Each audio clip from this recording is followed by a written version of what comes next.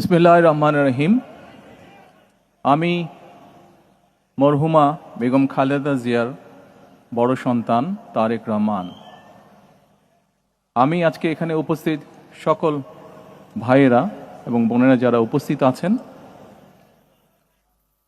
মরহুমা বেগম খালেদা জিয়া জীবিত থাকাকালীন অবস্থায় যদি আপনাদের কারো কাছ থেকে কোনো ঋণ নিয়ে থাকেন, দয়া করে আমার সাথে যোগাযোগ করবেন, আমি সেটি পরিশোধের ব্যবস্থা করব ইনশাআল্লাহ।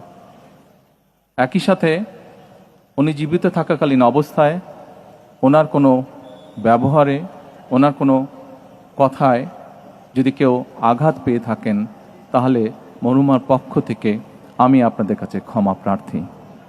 দোয়া করবেন আল্লাহ তাআলা যাতে ওনাকে বেহেশত দান করেন। আসসালামু আলাইকুম।